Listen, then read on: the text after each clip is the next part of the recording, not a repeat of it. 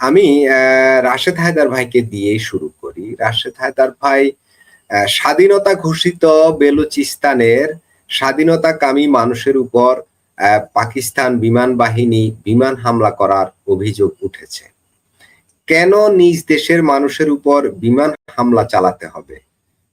পাকিস্তান কি নিজ দেশের মানুষের উপরে এইভাবে বিমান হামলা চালাতে পারে? রাশেদ হায়দার কেন করছে? ধন্যবাদ, ধন্যবাদ মাসুদ ভাই, ধন্যবাদ রফিক ভাই এবং দর্শক শ্রোতা মন্ডলী যারা আমাদেরকে শুনছেন, সকলকে ধন্যবাদ। আসলে মাসুদ ভাই প্রতিদিনই বলেন, বারবার বলেন যে যদি আলোচনা ভালো লাগে তাহলে মাসুদ ভাই চ্যানেলটা সাবস্ক্রাইব করার জন্য। আসলে আপনারা যখন সাবস্ক্রিপশন করেন, একটা লাইক দেন বা কিছু লিখতে না পারেন, একটা কমেন্টসে যদি hard react, love react, angry react তাও দেন, এ তো একজনে একটা দিলে আরো 100 জন দেখে। এটা ইউটিউবের একটা অ্যালগোরিদম, এটা পাঠায়। ভালো লাগলে আপনারা করেন, খারাপ লাগলেও করেন, আপনাদের যেমন ইচ্ছা তেমন করেন, তবে সাবস্ক্রিপশন এবং লাইক কমেন্টস গুলো দিয়েন আপনারা। তো মাসুদ ভাই যে প্রশ্নটা করছেন যে নিজের দেশের উপরে বিমান হামলা চালায় কিনা, পৃথিবীর আর কোন দেশে এই নজির না থাকলেও ভাই পাকিস্তানের ক্ষেত্রে আছে। 71 এর আগে আমরা বাংলাদেশ পাকিস্তান একটা দেশে ছিলাম। এই পাকিস্তানি সেনাবাহিনী গণহত্যা চালিয়েছিল বাংলাদেশের উপর, 30 লক্ষ শহীদ হয়েছে, আমাদের 2 লক্ষ মা বোন ইজ্জত হারা হয়েছে। সেই অবস্থায় তারা এখন বেলুচে গিয়ে কি মারছে, বিমান হামলা চালাচ্ছে।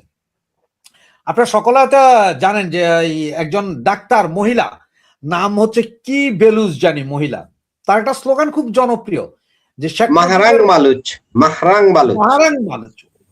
তার একটা ভাষণ খুব জনপ্রিয়, শেখ মুজিবের পথ ধরো, বেলুচ স্বাধীন করো। এরপর আরেকটা কথা বলছেন উনি যে বেলুচরা কখনো তাদের নেতা, স্বাধীনতাকামী যারা রক্ত দিয়ে আসছে এখন পর্যন্ত, তারা দিকে ভুলে নাই। বেলুচরা বাঙালিদের মতো না, এই কথাটা বলছে এই মহিলা, বাঙালিদের মতো মানে আমাদেরকে, আমরা একরকম বেইমানি তাদের হিসাবে। বেলুচ কিন্তু স্বাধীনতার দাবি করছে এখন না, সেই আমাদের স্বাধীন হওয়ার আগ থেকে। আপনারা সকলে জানেন যে যখন শাহর আমল ছিল, শাহ, ইরানের শাহ, কারণ ইরানেরও বিশাল একটা অংশ কিন্তু বেলুচরা থাকে। শাহর আমলে যখন প্রথম আন্দোলন শুরু হয় তখন এই শাহকে দিয়ে পাকিস্তান সেনাবাহিনী মেসাকার চালাইছিল, ইরান সহ গণহত্যা করছিল বেলুচদের উপরে। এরপর থেকে স্থিমিত হয়েছে, এখন আবার শুরু হচ্ছে, এখন আবার সেই আন্দোলন। এখন তো তুকার 85% জায়গা বেলুচিস্তানের দখলে, সেইখানে চালাচ্ছি কি বোমা হামলা। তার কারণটা কি জানেন? পাকিস্তান যদি বেলুচিস্তান যদি হারাইয়া ফেলে, তাহলে পাকিস্তান তার সমুদ্র সীমার 80% হারাইয়া ফেলবে। আর ওইখানে $60 বিলিয়ন ইনভেস্ট আছে চায়নার। আবার ইরানেরও কিছু অংশ হয়তো হারাইতে পারে, আবার বলা যায় না, কারণ একটা ম্যাপ আছে যে ইরানের কিছু অংশ, এরপর আপনার আফগানিস্তানের কিছু অংশ এবং বেলুচ, এইটা নিয়ে গ্রেটার বেলুচ আছে। এখন এটা একরকম পলিটিক্স হইতে পারে যে হয়তো বেলুচ হয়তো বলতে পারে যে ঠিক আছে, আমরা যেহেতু আমরা যদি পুরোটাকে নিতে যাই তাহলে ইরান রাজি হবে না, ওইদিকে আফগানিস্তানও রাজি হবে না, তার চেয়ে আমরা ইরানেরটাও সাইড করে দিলাম, আফগানিস্তানের সাইড করে দিলাম, ঠিক আছে, ওখানে বেলুচ ভাষাভাষী আছেন, আমরা পাকিস্তানের ভিতরে যেটুকু আছে এটুকু নিয়ে নিই। যেমনটা বাংলাদেশে যেমন আমরা বাংলা ভাষাভাষী কলকাতাতে আছে, মিজোরামে আছে, 7 সিস্টার আছে বাংলা ভাষাভাষী। আর আমি যদি বলি ভাই গ্রেটার বাংলা করার জন্য আমি ভারতের সব ভেঙে চিড়ে নিয়ে আসবো, ওইটা যেমন সম্ভব না, বেলুচের জন্য ওইটা হয়তো সম্ভব হবে না। না হয়ে যদি ওরা যদি ওদের ম্যাপটা পরিবর্তন করে, যে না আমরা পাকিস্তান অধ্যুষিত বেলুচ, যেটা আমরা যদি বলি যে পাকিস্তান অকুপাইড কাশ্মীর, যেটা স্বীকৃত যে পাকিস্তান অকুপাইড কাশ্মীর, কাশ্মীর কিন্তু পাকিস্তান ওরা অকুপাই করছে, সেম বেলুচও কিন্তু পাকিস্তান অকুপাই বেলুচ। এখন আপনি বলতে পারেন যে ভাই এটা কেন, এখন না, এই কাহিনী আসছে আরো আগে। ব্রিটিশরা যখন বাংলাদেশ তো ছিলই না, তারপরে বুঝানো যে বাংলাদেশ, পাকিস্তান, ভারত, এ পুরো অঞ্চল, পুরো ভারতবর্ষ শাসন করতো, তখনও কিন্তু বেলুচে পাড়া দিতে পারে নাই। ওটা সাহিত্য শাসিত অঞ্চল ছিল, ওরা ওদের জিনিস রেখে দিছিল। যে আমাদের এখানে তোমরা ব্রিটিশরা। এরপরে এটা তখন থেকে স্বাধীনতা ভোগ করছে বেলুচ। ভারত পাকিস্তান যখন ভাগ করে তখনও কিন্তু বেলুচ আলাদা, বেলুচ পাকিস্তানের ভিতরে ছিল না। এরপরে পাকিস্তান সেনাবাহিনী জোর করে ওখানকার যে লিডার ছিল তাকে দিয়ে সাইন করেছে জোর করে। ওই সময়ে প্রায় 1000 লোকের মেরে ফেলছিল পাকিস্তানি সেনাবাহিনী। এরপরে যায় তারা বেলুচকে অকুপাই করছে পাকিস্তান। সে অকুপাই পাকিস্তান থেকেই তারা বের হতে যাচ্ছে বেলুচ, তারা স্বাধীনতা চাচ্ছে। এইটা আবার পাকিদের সহ্য হচ্ছে না।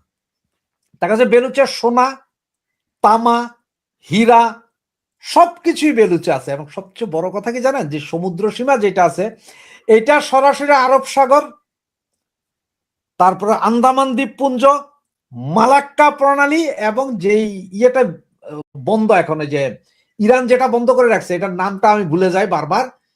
এই ইরান যেটাকে এখন, মাসুদ ভাই আপনার কাছে মনে আছে কিনা নামটা, ইরানের যে নদীপথ যেটা নিয়ে এখন সবচেয়ে বেশি ফাইট হচ্ছে আমেরিকার ইরানে, এগুলো সবগুলোর কিন্তু সংযোগ ওখানে।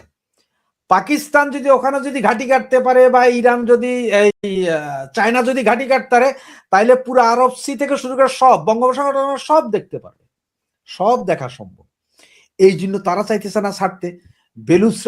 বেলুচের সমস্ত সম্পদ নিয়ে যাচ্ছে পাকিস্তান, তাদের উপরে হচ্ছে জুলুম। যেমন আগে একসময় 71-এর আগে বাংলাদেশ পাট, চিনি সব আমাদের থেকে নিত, কিন্তু আমরা পাইতাম না।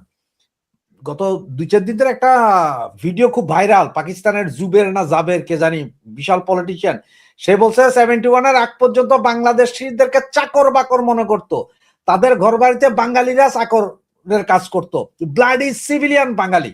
এই কথাগুলা পাকিস্তান টিভিতে ওনার এই ভাষণ প্রচারিত হয়েছে খুব ভাবে। বেলুচরাও তারা সেম করে, সেম। আজকে আমরা স্বাধীন হওয়ার পরে আমরা অনেক করছি, কিন্তু আমরা তো জাতে বেঈমান, তাই আমরা আমাদের নেতাদের যারা শহীদ হয়েছেন তাদের ভুলে গেছি, কিন্তু বেলুচ ভুলবে না বলতেছে। বেলুচ স্বাধীনতা চায়, কারণ ওরা স্বাধীন দেশ আগেই ছিল, স্বাধীনতা তো আগেই ভোগ করছে, তারা স্বাধীনতা চাইতেছে। এইটা কিন্তু পাইক্যাদের সহ্য হচ্ছে না, যার কারণে এখন তো মাত্র দেখছে 1-2টা বোমা হামলা বা বিমান হামলা, সামনে দেখেন আগামী 48 ঘন্টা, আগামী 72 ঘন্টার ভিতরে আরো কি কি হয়। অবস্থা খুবই খারাপ।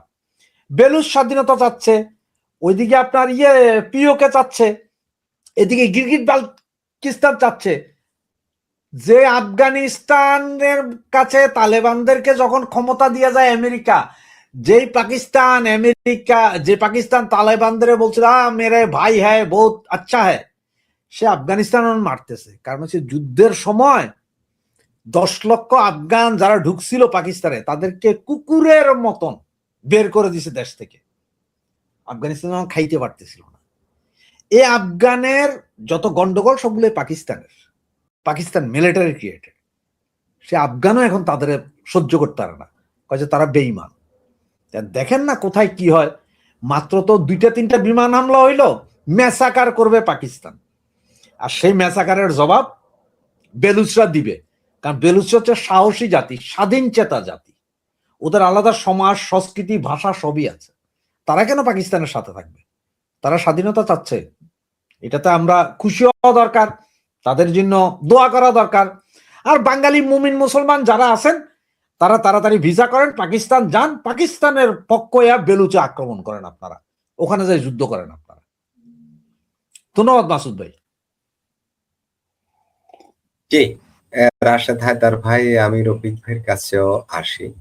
যে রফিক ভাই, যেটা শোনা যাচ্ছে বেলুচিস্তান লিবারেশন আর্মির এবং আরো যে গোষ্ঠীগুলো আছে স্বাধীনতাকামী, তাদের ঘাঁটিগুলোতে পাকিস্তান বিমান বাহিনী বিমান হামলা করছে। এমনকি গত 2 মাসে সেনাবাহিনী সেখানে 48 বার হামলা করেছে। টিকতে না পেরে সেখানে এখন জানা যাচ্ছে যে রাশেদ হায়দার ভাই আলোচনায় উঠে আসছে যে 85% জায়গা বেলুচ লিবারেশন আর্মির দখলে আছে।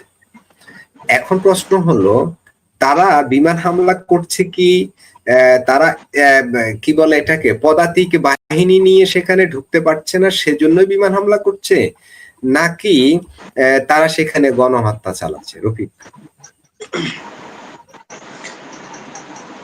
ধন্যবাদ মাসুদ ভাই, ধন্যবাদ রাশেদ ভাই, ভূ রাজনৈতিক বিশেষজ্ঞ, আর আপনার দর্শক শ্রোতা সবাইকে শুভেচ্ছা ও স্বাগতম। মাসুদ ভাই, আপনি কিন্তু আমার উত্তরটা বলে ফেলছেন। রাশেদ ভাই যেহেতু অন্যদিকে উত্তর দিচ্ছে, আমার মাথায় তখন এই জিনিসটা ঢুকছে, আর আমি যেহেতু নিজেও আমার চ্যানেলে কথা বলি, আমার এই জিনিসটা মাথায় আসছে। কারণটা হলো 85% অলরেডি দখল করে ফেলছে বেলুচিস্তানের যে স্বাধীনতাকামী নেতা মীর ইয়ার বালুচ সে বলছে। আর ওই যে আন্তর্জাতিক বিশ্ব আমাদের যে ব্লগার যে বলতে পারেন শেখ ফরিদ সাহেব, উনি কিন্তু বালুচের 2জন লিবারেশন আর্মির যে আপনার আছে আপনার যোদ্ধা, তার সাক্ষাৎকার কিন্তু সে নিচে, আমি নিজে একটা টকশোতে দেখলাম যে সে সাক্ষাৎকার নিচে, আমি টকশোটা শুনছি, এবং তারা বলতেছে যে 99% তাদের দখলে। এবং সে এই কথাটা ওই সময় বলছিল যে পাকিস্তানি সেনাবাহিনী ঢোকা খুব কঠিন, এখন ওদের এয়ার স্ট্রাইক ছাড়া, মানে বিমান হামলা ছাড়া কোনো উপায় নাই। আপনি ওই সাক্ষাৎকারটা শুনে আসেন। এই যে আপনার মানে এই যে ব্লগার যে আপনার শেখ ফরিদ সাহেব, ওনার সাথে যে ওই যে বেলুচ যা যোদ্ধা আছে যারা সাক্ষাৎকার দিছে, ওখানে স্পষ্ট বলছে যে ওরা বিমান হামলা ছাড়া এখন আর কোনো উপায় নাই। এই যে বিমান হামলা, কারণ সেনাবাহিনী পাকিস্তানের সেনাবাহিনী এর ঢুকতে পারতেছে না, কারণ এই যে সাক্ষাৎকারটা যেদিন নিছে, ওই যে স্বাধীনতা ঘোষণার পরে কিন্তু এই সাক্ষাৎকারটা নিছে, নেওয়ার পরে পরের দিনে মনে করেন যে ওদের সেনাবাহিনী করলো, অভিযান চালাইলো। এক অভিযানে মনে করেন যে পাকিস্তানি স্বীকার করছে যে 45টা সৈন্য তাদের মারা গেছে, মানে ওই ইয়াতে চলে গেছে, মানে ওই মায়ের বুকে চলে গেছে। ওই যে ইন্ডিয়ান ভাষায় বললাম, এরা নাকি মায়ের বুকে পাঠায় দেয়। কিন্তু একটা চিন্তা করেন যে যুদ্ধক্ষেত্রে কিন্তু সৈন্য যদি মরে 20টা না, যদি 200 মরে, বলে হলো কয় না আমাদের তো ভাই ওই 2টা মারা গেছে আর 50টা আহত হয়েছে। ইউক্রেন রাশিয়ার যুদ্ধের খবর তো পাইতেছেন, ইউক্রেন বলে যে আমরা রাশিয়া, আমার 50টা লোক মারা গেছে, রাশিয়া বলে কি যে আমরা ইউক্রেনে 1,500 সৈন্যরে হত্যা করছি। এটা তো আপনার বর্তমান সময়ের ইয়াই। সুতরাং ওই যে ওরা 45 জন স্বীকার করে থাকে, এখন আমি বলতেছি 200, আসলে কি 400 মরছে কিনা হেডে খোঁজ খবর দরকার, যেহেতু আন্তর্জাতিক মিডিয়া কিন্তু ঢুকতে পারতেছে না। আমাদের দেশের মিডিয়া যারা আছে এরা তো আলহামদুলিল্লাহ ভাই হেরার পরানের ভাই পাকিস্তানি, এদের বিরুদ্ধে কিছু বইলে এরা ক্ষতি করবো, কথায় যদি ক্ষতি হয়, ওই কথাটা নাই বললাম আমি, যদি আমার কথায় যদি এই যে আপনার ওই যে বুরাজিৎ বিশুদ্ধ বসে রয়েছে সামনে, ফ্রান্স প্রবাসী বিশিষ্ট রাজনীতি বিশিষ্ট, ওনার যদি ক্ষতি হয় তাহলে মুশকিল না একটা। আমি না নাই কইলাম, যেহেতু আমার সহ আলোচক, ওনার ক্ষতি একটা নাই হইলো, ওনার যদি একটু হয়, সে এই ধরনের কথা আমি না বললাম। সুতরাং পাকিস্তানি আমাদের দেশের যারা এই যে সংবাদ আছে, আর আমাদের দেশের সংবাদ কর্মীরা তো পাকিস্তানে নাই, মূল জিনিসটা ওরা তো নাই, ওরা হলো পাকিস্তান যা বলে ওই বেটা ওইটা লেখ, তখন ওরা কিন্তু মানে লেখে না। আমাদের দেশের সংবাদ সংস্থা, বিদেশে সংবাদ কর্মী আছে 2-1টা জায়গায় 2-1টা চ্যানেলে থাকতে পারে, কেউ রে নাই। কিন্তু কোথায় থেকে নে, ওই ইন্টারনেটে যখন আসে না, ওই আল জাজিরা, ওই আর ফাল জাজিরা আর রয়টার্স, বড় বড় সংবাদ সংস্থা, ওদের এনতে সংবাদগুলি নিয়ে কারেকশন করে ওরা ওদের নিজের মতো করে ছেড়ে দেয়। সুতরাং আপনি ওইখানে মুখ 450 সেনাবাহিনী মারা গেছে না, এটা আপনি কিভাবে আপনি করবেন, নিশ্চিত করবেন? আমার মনে হচ্ছে, আমি বলতেছি হলো কয়েকদিন ধরে যে 200 না, এনাদের আমাকে খুঁজ নিয়ে দেখেন 450 সেনা মারা গেছে পাকিস্তানে। সুতরাং তারা এখন মনে করেন জঙ্গলের ভিতরে কিভাবে ঢুকবে, মরবে, সুতরাং মরতে যাবে না, ওই জন্য বিমান হামলা, এছাড়া তাদের কোনো গতি নাই। এবং বালুচ যে আপনার নেতা মীর ইয়ার বালুচ, ওটা বলছি যে আগামী ডিসেম্বরের মধ্যে খালাস, ওইখানে আর থাকতে পারবে না, ওনারা কিন্তু আইসে বড় লাগবে। এখন এটা পারবো, বিমান হামলা চালাইতে পারবো, কারণ ভিতরে যদি ঢুকতে পারবো না, কি করবো, উপর থেকে বিমান করবো। তবে বালুচরা বলছে যে তারাও এই বিমান বাহিনী, নৌবাহিনী, এইগুলি সেনাবাহিনী, মানে ওদের যে বালুচ লিবারেশন মিলে একটা তারা বাহিনী 5 লাখ সেনাবাহিনী গঠন করছে। তারা অবশ্যই ওই পথে হাঁটতেছে। আপনি ওদের কাছে যে আপনার হয়তো বিমান বাহিনী নাই, কিন্তু ওদের কাছে যে আপনার ড্রোন আসবে না, এটা আপনি আশা করবেন কিভাবে? ড্রোন আসতে পারে কিন্তু, আর ড্রোন তো মনে করেন যে জঙ্গল পার হইলে হে পারে গেলেই কিন্তু ড্রোন পাওয়া যাবো ওই যে ইরানি ভাইয়ার কাছ থেকে। আপনি কি মনে ইরানকে আপনি কি ছোট করে দেওয়ার সুযোগ আছে? না। ইরান কিন্তু ইরানের সাথে পাকিস্তানের কিন্তু সম্পর্ক মানে আছে, মানে ওই ওই ল্যাব দেয়া আছে, ল্যাব দিয়ে আছে ল্যাব। কারণ হলো ইরানের বড় শত্রু হলো আপনার সৌদি আরব, এটা আপনি মানতে হবে। সৌদি আরব কিন্তু সারা মুসলিম বিশ্বকে কানে ধরে নাচায়, এটা আপনি বুঝতে পারবেন। আপনি সবাইকে কান ধরে নাচায় কিন্তু সৌদি আরব। সুতরাং সৌদি আরবের সাথে হলো পাকিস্তান গিয়া কি করছে, চুক্তি করছে, গুলামি চুক্তি করছে যে ভাই তোর যান বাঁচিন লেগে আমি আছে পাহারাদার, পাহারাদার। সৌদি আরব কিন্তু না, পাকিস্তান সৌদি আরব পাহারা হয়েছে, পাহারাদার বুঝেন না, ওই যে সিকিউরিটি গার্ড হয়েছে, টাকা দেয় বেতন দেয়, ওই সিকিউরিটি গার্ড হয়েছে। সুতরাং এটা কিন্তু ইরান কিন্তু পছন্দ করবো না কোনোদিন। সুতরাং ওইখানে যে আপনার ব্যালেন্স লিবারেশন আর্মিদেরকে ড্রোন দিবে না, এটা কিন্তু আপনি কোনো আপনার গ্যারেন্টি দিতে পারবেন না। হয়তোবা দেখবেন আপনি বিমান হামলা যখন শুরু হবো, ভিতরে যখন আর ঢুকতে পারবো না, তখন দেখবেন ওরা ড্রোন হামলা শুরু করে দিয়েছে। অপেক্ষা করেন আপনি।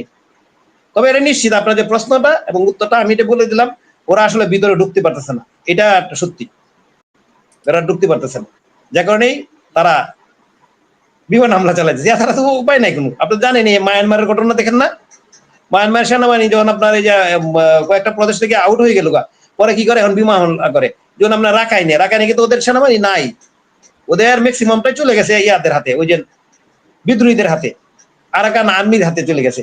যখন ওরা এখানে বিমান হামলা কিছুদিন আগে বিমান হামলা করলো না, একদম কক্সবাজার মানে সেন্ট মার্টিনের ওই যে কক্সবাজারের লাস্ট যেটা ওই যে পরিদ্বীপ, শাহপরিদ্বীপ, আমি দেখে আসছি, এটা আপনার রাশেদ ভাই হয়তো গেছে, ওই শাহপরিদ্বীপ ওই সময় লাগে কিন্তু বিমান হামলা করছে এখন বাংলাদেশের ইয়াতে কাছাকাছি, এটা নিয়ে আতঙ্ক ছড়ায় পড়ছিল ওই এলাকার মধ্যে।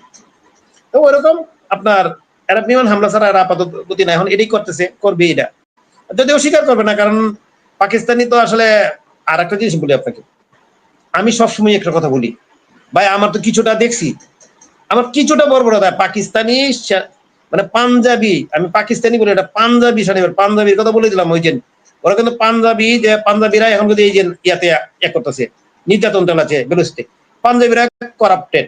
পাঞ্জাবি সেনাবাহিনীর মেন পোস্টগুলি হচ্ছে পাঞ্জাবিরা। বাংলাদেশে কিন্তু মুক্তিযুদ্ধের সময় যারা এই যুদ্ধ করছে তখনকার আমাদের আমার মুরব্বীদের জিজ্ঞেস করেন, এরা কিন্তু পাঞ্জাবি কয়, এরা কিন্তু মুক্তিযুদ্ধ ইয়া কয় না, পাকিস্তানি বাহিনী কয় না, বলে পাঞ্জাবি বাহিনী, পাঞ্জাবির হলো বর্বর। সুতরাং ওরা ওই আমাদের দেশে যেরকম বর্বরতা চালাইছে, এই বর্বরতা আমি নিজে একটু হইলেও দেখছি, আমার চোখে স্পষ্ট ভাষে এই জিনিসগুলি, বর্বরতাগুলি। সুতরাং ওরা ওদের একটা বর্বরতা চালাবে, এটা সত্যি কথা, আরো বর্বরতা চালাবে। এখন যা করতেছে তার চেয়ে অনেক গুণ বেশি করবে সামনে। কারণ তারা তো তাদের অন্ধ হয়ে যাচ্ছে, পাকিস্তান অন্ধ হয়ে যাবে। রাশেদ ভাই বললো না যে ওদের তো 44% ভূখণ্ড চলে যাচ্ছে, আর পাশাপাশি ওদের যে আপনার স্বর্ণ বলেন, স্বর্ণের খনিগুলি, মানে মূল জিনিসটাই তাদের হাতছাড়া হয়ে যাচ্ছে। ওটা যদি হাতছাড়া হয়ে যায় তাহলে এমনি তো ফকির, তাহলে তার ভিক্ষাও মানে ঠিক মতো পাবে না, অবস্থা এরকম অবস্থায় আছে। সুতরাং তারা কিন্তু সহজে কিন্তু ছাড় দিয়ে দিবে পাকিস্তানি, এটা আপনি আশা করতে পারেন। আর পাকিস্তানি হলো বর্বরতার চূড়ান্ত সীমায় যায়, ওরা এমন বর্বরতা চালাইতে পারে, এটা নজিরবিহীন, চিন্তা করতে পারবেন না। বাংলাদেশে কি পর্যন্ত বর্বরতা চালাইছে এর উদাহরণ এখনই দেখতে পারবেন যে বেলুচিস্তানে কি হচ্ছে। বেলুচিস্তানের সাথে মিলে দেখবেন যে বাংলাদেশে পাকিস্তানিরা কি বর্বরতা চালাইছিল। আর ওই সময় পাকিস্তানের কি বলছিল, পাকিস্তানের যে বাংলাদেশের আপনার জনগণ চাই না, বাঙালি আমরা জনগণ চাই না, ওদের মাটি চাই, মাটি মানে সব মাইরা লাভ, কিছুই রাখো না, কিছুই না রাখার জন্য বলছে সব শেষ করে দেবো, মানে ওদের জনগণের কিছুই দরকার নেই, শুধু মাটিটা দরকার। তখনকার হলো পাকিস্তানি শাসক গোষ্ঠী সেনাবাহিনীর তখনকার হলো উক্তি।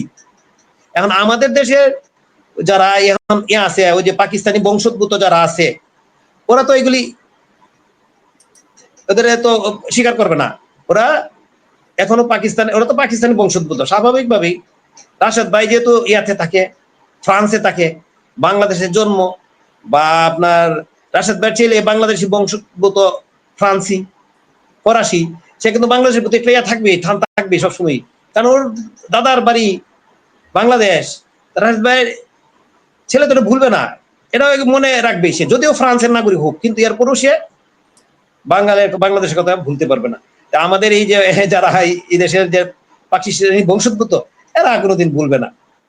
তবে তাদেরকে অনুরোধ করবো, এই যে বাংলাদেশি বংশোদ্ভূত যারা আছে, অনুরোধ করে যে বেলুচিস্তান এরা মুসলিম না খ্রিস্টান না ইহুদি না হিন্দু, তাদের চোখে হলো মালাউন না তাদের হলো আরো কি কি বলে এটা কি না, এটা আমি আসলে কেউ যদি কমেন্ট করে জানাইতো যে বালুচের মানুষ কোন কোন জাতের, এটা জানাইতো। এটা কি ওদের ভাষায় মালাউন, খ্রিস্টান, ইহুদি, বৌদ্ধ আর কি কয় নাস্তিক, মানে এরা কিছুই তো নাস্তিক। আল্লাহ জানে কোন, আমরা আপনার দুই একজন নাস্তিক এসে বলে ফেলবো আমারও। ধন্যবাদ মাসুদ ভাই। জি রফিক ভাই, আপনাকেও ধন্যবাদ। রাশেদ হায়দার ভাই,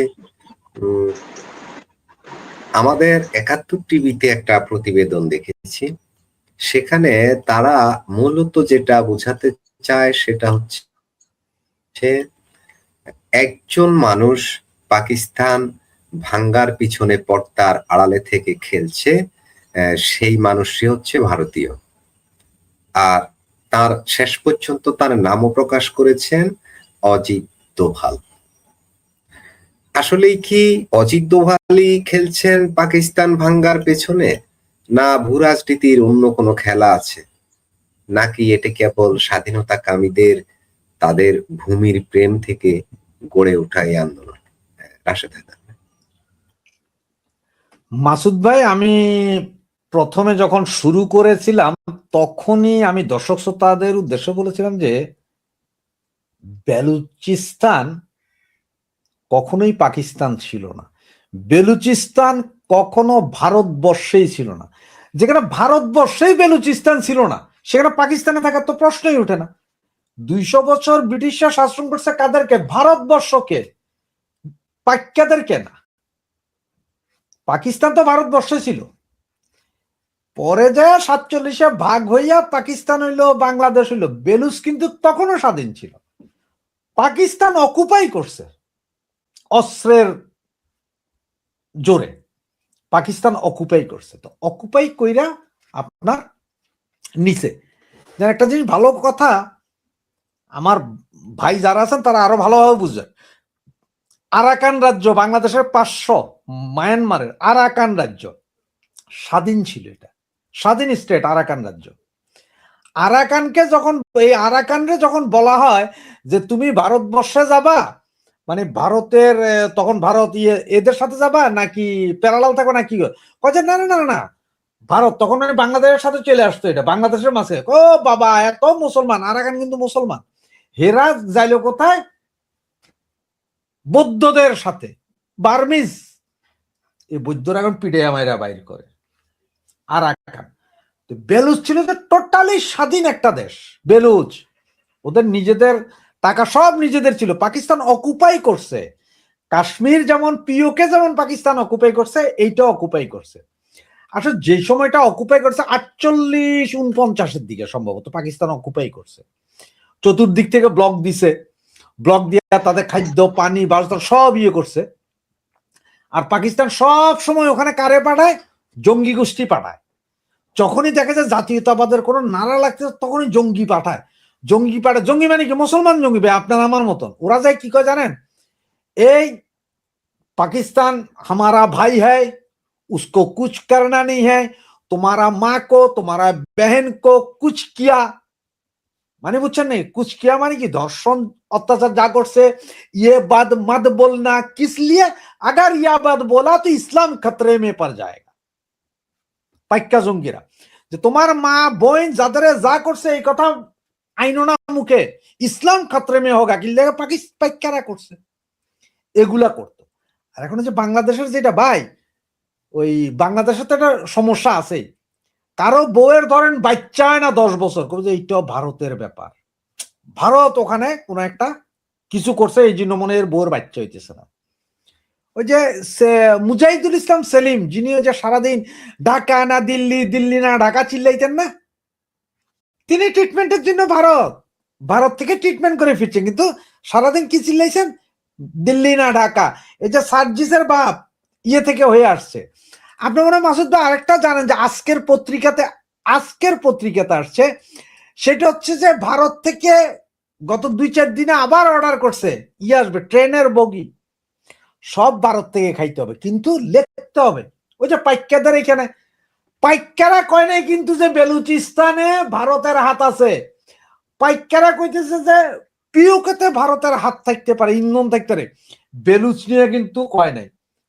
বেলুচ হচ্ছে ভাই ইরানের বর্ডারের কাছে, বেলুচ নিয়ে ভারতের কি, ভারত বর্ডারের কাছে। ভারত তো ইন্ধন দিব পিওকেতে, ভারত বেলুচে দিতেছে। এরপরও এখন দুষ্ট লোকেরা বলে ভাই, দুষ্ট লোকেরা, আমি বলি না ভারত কিছু করতে, দুষ্ট লোকেরা বলে যে চাবাহার বন্দর, ইরানের চাবাহার বন্দর আর বেলুচ মাত্র 1 কিলোমিটারের ওখানে চাবাহার বন্দর আছে কারা? ভারতীয়রা।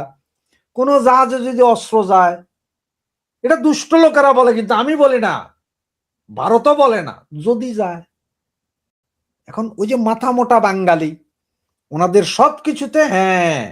তো এই তাইলে ভাই এক অজিত দোভাল যদি তোকে পুরা দেশ নাচাইয়া ছাড়তারে, তো অজিত দোভালের আব্বা ডাক, যা আব্বা, ভারত জাতির পিতা হিসেবে অজিত দোভালকে ঘোষণা দাও। অজিত দোভাল তো 8 বছর ছিল না তোমাকে দেশে, এখনো তোমাকে বড় বড় সন্ত্রাসীরা শুট আউটে মরে যায়, কেউ জানেও না যে কে মারে, কে কখন মারে, এটাই জানো না। এখন নিজেদের এই স্বাধীনতাকামী আন্দোলন বেলুচরা করতেছে, সেইটারে এখন আরেকদিকে ঘুরানোর জন্য কি করলা, কয় যে ইন্ডিয়া। এটা কাহিনীটা কিরকম জানেন? এক মহিলা তার মেয়ে বিয়ে দেওয়ার জন্য 50 জায়গায় থেকে প্রস্তাব দিছে, 50টা পোলা ইসাই ঘুরে যায়, দেখে দেখে ঘুরে যায়, কিছু হয় না। এখন পরে মহিলা কইলে যে এগুলো হয় না কেন, আমাদের পাশের বাসার ভদ্রলোক এই বেটায় আমার মাইয়ার বিয়া ভাঙে। আসলে মূল কথা হচ্ছে ওনার মেয়ের বিয়েটা ভাঙে হচ্ছে যে যেই পোলাই যায়, যাইতে আশপাশে খবর নেই যে মেয়েটা কেমন, কয় যায় হাই, কয় স্যার আপনি যদি এর বিয়ে করেন তাহলে তো আমাদের আনন্দ মানন্দ সব শেষ হয়ে যাবে। আপনি যারে বিয়ে করবেন সেই তো আমাদের যুবক থেকে বুড়া পর্যন্ত সবাইকে আনন্দ দিয়া রাখে। কোন আনন্দ বুঝছেন তো? কয়টা বিয়ে করে নিলে তো আমরা আনন্দ আর করুন কারে নিয়ে, এই জন্য বিয়া ভাঙ্গা যায়। এখন পাইক্যাতের অবস্থা হয়, বাঙ্গালির অবস্থা হয়। পাকিস্তান যখন ভাঙতেছে স্বাধীনতা কামীদের জন্য, এদের তো কলজা লাগিয়েছে, আয় হায় এইটা ভারত করতেছে, বাংলাদেশ স্বাধীন ভারত করে দিছে। এইসব গুলাই কইছে যে 71-এ 71 মুক্তিযুদ্ধ হয় নাই, ভারতে ভাঙিয়া দিছে। কিন্তু এই হারামজাদারা এটা জানে না পাকিস্তান 71-এ 2 বার হারছে, 2 বার। কিভাবে জানেন? রাশেদ হায়দার ভাই, এই প্রসঙ্গে আমি ভুলে যাব, এই জন্য একটু ইয়ে করি, আপনাকে পুশ করি। এই যে 71 এর কথা বললেন, এটাকে কেউ কেউ এভাবে বলছে যে পাক ভারত যুদ্ধ, ইদানিং কালে এখনো বলছে, এখন একটু বেশি মাত্রায় বলছে। যদি সেটা পাক ভারত যুদ্ধ হয় তাহলে এই এই এই পূর্ব পাকিস্তান তো ভারতের দখলে থাকবার কথা, মানে ভারত অকুপাইড, যেটাকে আপনি অকুপাইড বলেন বা বলে, পাক ভারত যুদ্ধ হলে, রাশেদ হায়দার ভাই আমি একটু ক্লিয়ার করি, যদি এই অংশ পাক ভারত যুদ্ধ হয় তাহলে এখানে পাকিস্তানিরা যখন আত্মসমর্পণ করে তখন এই ভূমিটা তখন ভারতের দখলে চলে গেল নাকি বাঙালিদের দখলে আসলো, মানে এইখানের মুক্তি, এই কথাটা দেখেন আমি বারবার বলছি, এইটা যখন এই যে এখন যারা বলছে পাক ভারত যুদ্ধ, তারা কি বাংলাদেশে বসে, ভারত যদি বলে সেটা আমরা অন্যভাবে দেখব, বাট বাংলাদেশে বসে কেউ যদি বলে এটা ছিল পাক ভারত যুদ্ধ, তাহলে আমরা দেশ স্বাধীন হলাম কিভাবে? এই স্বাধীন দেশটা আসলো কোথা থেকে? একটু টুইস্টটা বুঝেন এখানে কাহিনীকে। আপনাকে একটু আগে বললাম যে পাকিস্তান 71-এ 2 বার হারছে, 2 বার, একবার না 2 বার। কিভাবে হারছে এখন বুঝাই। যেটা আপনি হিন্দি ছবিতেও দেখবেন পাক ভারত যুদ্ধের কথা বলা হয়, 1971 পাক ভারত যুদ্ধ বলা হয়, ইন্ডিয়ান অনেক মুভিতে দেখবেন। সেটা হচ্ছে কি জানেন, ওই যে পাইকারা যায় যে ইন্ডিয়ার উপর আক্রমণ করছিল, বিমান হামলা চালাই দিছিল, ওই ফ্রন্টে ইন্ডিয়া এমন মারা মারছিল যে এক মাইরে ওইখানে আত্মসমর্পণ করছে, ভাইগা গেছে। মুক্তিযোদ্ধারা, বাংলাদেশের মুক্তিযোদ্ধারা ইন্ডিয়ান মিত্র বাহিনীর সহযোগিতায় বাংলাদেশ স্বাধীন করছে, আমাদের দেশ স্বাধীন করছে। ভারত কিন্তু কখনো বলেনি যে 71-এর 9 মাস আমরা যুদ্ধ করে বাংলাদেশ স্বাধীন করছি। আরে ওইভাবে যদি স্বাধীন করতো তো এটা ভারতের ভূখণ্ড, তোদের বাংলাদেশ তো না, এটা ভারতের ভূখণ্ড, এখনই দিয়ে দে না, তোদের তো জিতাই দিছে ভারত। তাহলে তাইলে এখন এই পাইকা নাপাক জাত যেটা বাংলাদেশে এখনো আছে, যেই জাতটা, এদের বলতে চাই কালকে যদি ভারত আইসা যদি কয়ে 71-এ তো আমাদের যুদ্ধ, আমরা জিতছিলাম এই ভূমি, তোদের কি বাইরে বেড়া সব আমগো লইয়া লইব, তখন তো তারা আর কিছু কইতে পারবো না, নাকি কিছু করার নাই।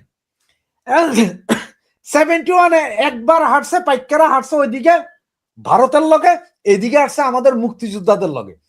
সবচেয়ে লজ্জাস্কর বিষয়, 93,000 সোলজার তোরা অস্ত্র সমর্পণ করলি, প্যান্ট খুইলা, শার্ট খুইলা, গেঞ্জি আর আন্ডার প্যান্টে দাঁড়াইয়া সরোয়ার্দী উদ্যানে তোরা আত্মসমর্পণ করলি। এই 93,000 সোলজার সব গেলি কই? ভারতে নিয়ে গেল বন্দি কইরা। সিমলা চুক্তির মাধ্যমে তোরা এই 93,000-এ নিয়ে যাইতে হইছে। তোরা কয়বার হারলি তোরা পাইকার বীজ, ওইটা ভুইলা গেছস গা তোরা। আবার এখন কয় যে পাক ভারত যুদ্ধ হলে বাংলাদেশ তো ইন্ডিয়ান, তাহলে ঠিকই আছে ভাই, কালকে থেকে আমরা ইন্ডিয়ান কমু ওদের হিসাবে, এবং ইন্ডিয়ারে বলুন যে আসেন ভাই বাংলাদেশ নিয়ে যান, কারণ এই জারজ গুলাই কইতেছে যে এটা পাক ভারত যুদ্ধ ছিল। কারণ ঘটনা হচ্ছে কি জানেন, যার জন্মেরই ঠিক নেই, যে নিজেই জানে না যে তার বাপকে, তার কাছ থেকে ভালো কথা পাইবেন কেমনে, যে তার শিকড় ভুলা যায়। এই দেশটা বানাই দিয়ে গেছে কে, সেইটা যে বেড়া ভুলা যায়। এই দেশের জন্য কে ফাঁসির দড়ির কাছে গেছিল গা, এইটা যে ভুলা যায়, যে তার বাপ ভুলা যায়, হের আর কি, হের কাছ থেকে আপনার ভালো কি আশা করবেন? ওদের তো জ্বলন, ওদের তো জ্বালা। আমার সেই কাউয়া কাদের কাকার মতো বলতো, জ্বালা অন্তরে জ্বালা, এদের তো অন্তরে জ্বালা, এরা তো ঘুমাইতে পারে না। রাশেদ হায়দার ভাই, আমরা একটু কমেন্ট নেই একটা। একজন কমেন্ট করলেন, নাম হচ্ছে মাহবুবুর রহমান। চিত্তরঞ্জন দত্ত ইন্দিরা গান্ধীকে বলেছিল আপনি এটা ভারতের অংশ করে নেন। জবাবে ইন্দিরা গান্ধী বলেছিল কি, এ না মুমকিন হে, কারণ এই যুদ্ধটা একটা প্রতারণা ছিল, ভারত শুধু নিরাপত্তার জন্য এই যুদ্ধ করে। বুঝছেন এটা কি স্বঘোষিত, মানে সব বিরোধী কমেন্ট না? ওনার মন্তব্যটা যদি চিত্তরঞ্জন দত্ত যদি এটা গান্ধীকে বলে থাকে, বলতেই পারে। আমি মনে করি ভারতে কয়েক লাখ মানুষ হয়তো ইন্দিরা গান্ধীকে তখন বলেছিল এই অংশটা নিয়ে নাও, কিন্তু ইন্দিরা গান্ধী নেন নাই। মহানুভবতার পরিচয় দিয়েছেন এবং বাংলাদেশের মুক্তিকামী মানুষের যে রক্তদান, যে বলিদান, সেটার প্রতি তিনি শ্রদ্ধাশীল ছিলেন এবং তার উদ্দেশ্যই ছিল এই দেশটা স্বাধীন হোক শেখ মুজিবুর রহমানের নেতৃত্বে, এবং মিত্র বাহিনী গঠিত হয়েছে। অনেকেই বলছিল যে এটা নিয়ে নেওয়ার জন্য, কিন্তু ইন্দিরা গান্ধী না না না, এই দেশ, এই ভাষাটা, এই জাতিটা স্বাধীনতার জন্য অনেক জীবন দিয়েছে, এই দেশ আমরা হেল্প করতে নিব না। এখন যিনি বলেছেন উনি নির্ঘাত, আমি একদম 100% শিওর যে ভাইজান ওই সময় ইন্দিরা গান্ধীর পাশে বসেছিলেন। উনি ইন্দিরা গান্ধীর পাশে বসেছিলেন, না হলে উনি জানতেন না। উনি একমাত্র ব্যক্তি যিনি ইন্দিরা গান্ধীর পাশে ছিলেন, জীবিত। ভাইজান এখনো কত বয়স হবে ভাইজানের আল্লাহ জানে, উনি হয়তো, আর না হলে বলো যে উনি একজন অশিক্ষিত গোয়ার গন্ডমূর্খ, যিনি গ্রাম থেকে হয়তো অন্য কোথাও গেছেন, ঢাকা শহর বাইপাস করেন নাই। ওই যখন বালস্টর ফুয়াদ একটা কথা কয় না, বুদ্ধির হিসাব দেখেন কি কইলো ওই দিন, কয় আমরা স্বাধীনতা 10ই জানুয়ারি মানি, 16ই ডিসেম্বর মানি না। কাহিনী বুঝে, 16 ডিসেম্বর কেন মানো না? কারণ ওই দিন ওনার বাবারা আন্ডার প্যান্ট পইরা সরোয়ার্দী উদ্যানে দাঁড়াইয়া অস্ত্র সমর্পণ কইরা আত্মসমর্পণ করছিলেন। এই বেকুব এইটা জানেন, এই বেকুবে কেন কয় 10ই জানুয়ারি জানেন?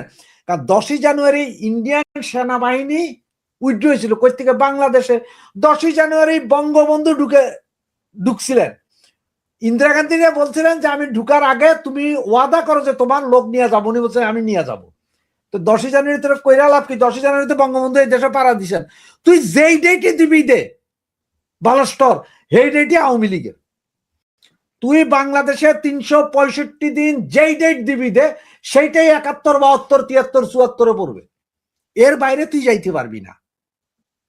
এগুলো হচ্ছে ওই গন্ডমূর্খ। ওই হারামজাদা গন্ডমূর্খ। আরে ইন্দিরা গান্ধী নিজে পৃথিবীর সমস্ত দেশে যায় যায় স্বাধীনতার জন্য কাজ করছে, বাংলাদেশের স্বাধীনতা যাতে হয়। ফ্রান্স যখন কোনো কথা বলে নাই, লাস্টে ডিনার একটা কেক দিছিল, ফ্রেঞ্চ কেক বলে, সেই কেকটা নিয়ে ইন্দিরা গান্ধী নিয়ে গেছে। তখন ফ্রান্সের রাষ্ট্রপতি বলছিল যে আপনি কেন এই কেকটা খান, নিয়ে যান। বলে যে না, আপনি যে কথা বলছেন সেটা টেস্ট করার জন্য নি। এই কথাগুলো এখনো লুভ মিউজিয়ামে লেখা আছে যে বাংলাদেশ স্বাধীনতার জন্য ইন্দিরা গান্ধী তা আসছিল। অবশ্য বেটা, তুই তো ফকিন্নির পোলা, তুই তো ফ্রান্সে আসবি কই থেকে আর লুভ মিউজিয়ামও দেখবি কই থেকে? তোরা তো এখনো তোকে বাড়ির থেকে ওই যে কইলাম না ঢাকা বাইপাস করস না, ইতিহাস পড়বি কই থেকে? ইতিহাস পড়ার যোগ্যতা তোকে হয় নাই। ভারত বহুত ভালো রাষ্ট্র, শান্ত রাষ্ট্র বিদায় এখনো তোরা বাইচা রইছ। তা নইলে যে ইয়ের মতন, রাশিয়ার মতন পিড়াইয়া ইউক্রেন যেন নিয়ে নিছে। ইউক্রেন নিতে তো এই আজ 5 বছর যুদ্ধ করে, ভারত তো গুলোকে 2 মাস লাগবো না, 2 দিনেই দখল হয়ে যাবে গা বেটা। এইটাই বুঝোস না, আওয়াজ খালি ওই যে কিছু পাইছে এমনি লেহস।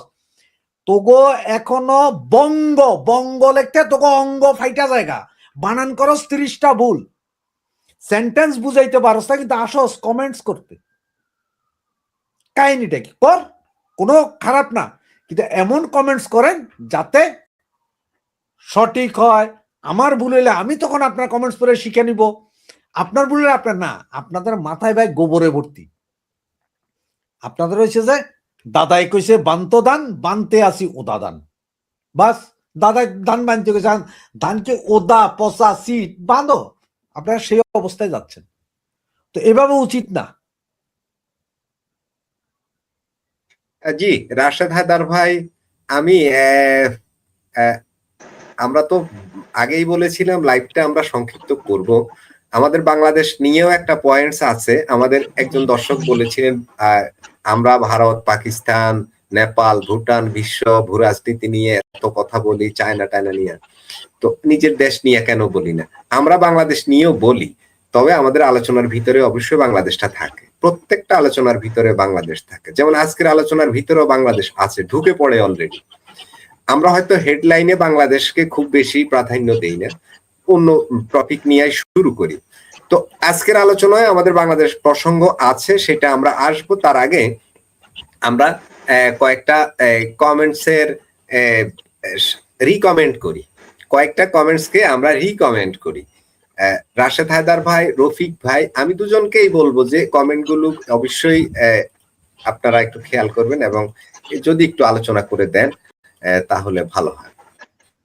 রাশেদ ভাইকে বলেছেন, রাশেদ ভাই আজকে দিল্লি পার্লামেন্টে যে ককরোচ পার্টি পুলিশের সংঘাত, মানে দিল্লি পার্লামেন্টের ওখানে ওরা ককরোচ পার্টি, ওখানে একটা কি বলে মিছিলের মতো আর কি, আমগো দেশে যেটাকে মিছিল বলা হয়, এরকম ওরা সেখানে গিয়েছে, লাঠিচার্জ করেছে। এই ককরোচ পার্টি এরা কি আসলে কোন ধরনের সুবিধা করতে পারবে ভারতে? ভারত তো খুবই জটিল একটা রাজনীতিক, কমপ্লেক্স রাজনীতির দেশ।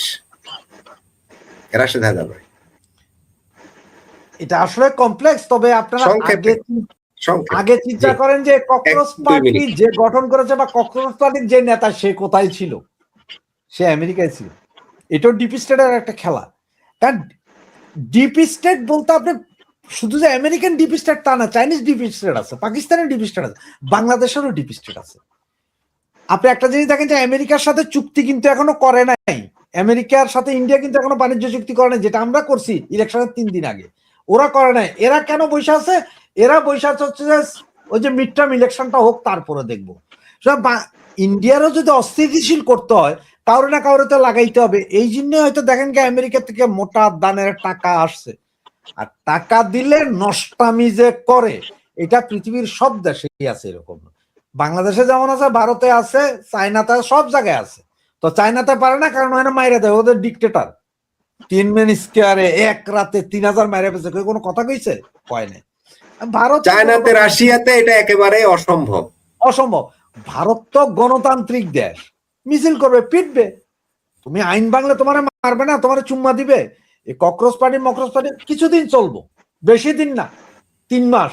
3 মাস পরে দেখবে এটা পাত্তাই নেই, এটা পাত্তাই নেই। রাশেদ হায়দার ভাই, রফিক ভাই যদি 2 মিনিট এই কমেন্টটার উপরে ককরোচ পার্টি। রাসেল ভাই আপনি অনেক কিছু মনে করেছেন, আমি একটা ভিডিও করে ফেলছি অলরেডি, লাস্টে এক লাইভ করে ফেলছি কতক্ষণ আগে এই ককরোচ নিয়ে ভারতের, এবং এই নিয়ে আমি একটা সন্দেহ প্রকাশ করছি। আমার দর্শক যদি কি হয় আমার ইয়া থেকে দেখতে পারবেন, আমি একটা কমেন্ট সন্দেহ করছি। আমার কাছে কেন জানি সন্দেহ হচ্ছে বুঝছেন, আমি যে এটা কোনো রাষ্ট্রের মধ্যে কোনো চক্রান্ত কিনা এরকম আমাকে একটা সন্দেহ করছি। তবে আমি আরেকটা কথা বলছি, চক্রান্তটা তো আমার কাছে মনে হচ্ছে, এটা আমি কিন্তু আমার এখানে সন্দেহ প্রকাশ করছি। তো ভারতীয় রাজনীতি যে জটিল এটাও কিন্তু আমি প্রকাশ করছি, এবং এটা আসলে ভারতের রাজনীতি জটিল। তবে বলা তো যায় না, দেখেন রাশিয়াতেও কিন্তু এই যে নাভালনি আছে না, নাভালনি একজন বিরোধী দল নেতা তৈরি ছিল না, এরকম কিন্তু তৈরি হয়েছিল রাশিয়াতেও পুতিনের বিরুদ্ধে। হয় পুতিন কিন্তু এই রাশিয়াকে, আধুনিক রাশিয়াকে চূড়ান্ত শিখরে পৌঁছাইছে। অর্থাৎ নাভালনি নামের এক পণ্ডিত আইনা হাজির করলো আন্দোলন করানোর জন্য এই পুতিনের বিরুদ্ধে, করলো, শেষ পর্যন্ত তো মারাই গেল। যাক, কারণ আমি ওইটা আমার সন্দেহ হলো যে এ ধরনের কোনো নাভালনি, নতুন কোনো নাভালনি তৈরি হলো কিনা। আর আসলে আরেকটা জিনিস উল্লেখ করছে যে আমি আজকে কিন্তু এই জিনিসগুলো হওয়ার পরে যে দিল্লির পার্লামেন্টে যাবে কেন ভাই, ওরা তো আন্দোলন করতেছে যন্তর মন্তর স্কোয়ারে, দিল্লির পার্লামেন্ট ভবনের সামনে আন্দোলন করুক, শান্তিপ্রিয় আন্দোলন করবো। ভারতের রাজনীতির ইতিহাসে তো এরকম কোনো ঘটনা নাই যে সামরিক উত্থান হয়েছে বা আপনার সরকার এইভাবে উচ্ছেদ হয়েছে। তারা গণতান্ত্রিক ভাবে আপনার দেশের পরিবর্তন হয়েছে। হ্যাঁ, নির্বাচন আগায় আছে, 5 বছরের জায়গায় 3 বছর পরে নির্বাচন, এরকম হইতেই পারে স্বাভাবিক, কিন্তু নির্বাচনের মধ্যে কি হয়েছে সরকার হয়েছে। কিন্তু তারা এই ধরনের এটা কোন সিস্টেমের আন্দোলন শুরু করলো, ওটার উদ্দেশ্যটা কি? তো আমার মাথায় তখন এটা আসছিল যে এরকম কিছু ঘটনা হয় কিনা আল্লাহ জানে। কারণ এই যে তিয়ানমেন স্কোয়ারের কথা বললো রাশেদ ভাই, বললাম 1987 সালে, এটা আমার মনে আছে, আমরা তো ছাত্র। আপনার রাশেদ ভাই 3000 বলছে না, নো নো নো, রাশেদ ভাই 10,000 মারছিল, 10,000 ট্র্যাঙ্ক ফিট করে মারছিল, ট্র্যাঙ্ক। এবং তখনকার চীন কিন্তু এত শক্তিশালী ছিল না। ওটা এক সপ্তাহ, এক রাতে 3000 গেছিল প্রথম রাতে।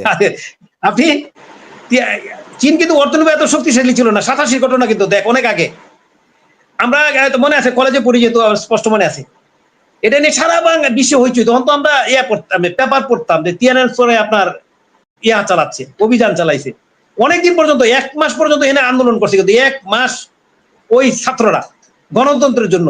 পরে ওই সময় মনে নাই, ওই প্রেসিডেন্টের কথা মনে নাই, তখন সে সামরিক অভিযান চালাইছে এবং আপনার চালাইছে, ট্র্যাঙ্ক ফিট করছিল, কিছু করতে পারে। পরে আন্দোলন থামাইছে, এই যে আন্দোলন থামছে শেষ। এরপরে চীনের কিন্তু এত উন্নত, ব্যাপক উন্নত হয়েছে।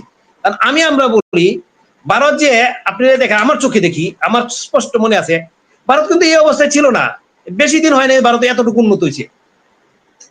এতটুকু উন্নত ভারত এত অল্প সময়ে, বেশি দিন হয় না। কিন্তু এখন ওরা কি চাচ্ছে যে কালকে কি আমেরিকা হয়ে যাবে, ইউরোপ হয়ে যাবে? ইউরোপে তো এখন বেকার সমস্যা আছে, একটা দেশে তো আগাইতে সময় লাগে, যেমন আমাদের দেশ অনেকটা আগায় গেছিল।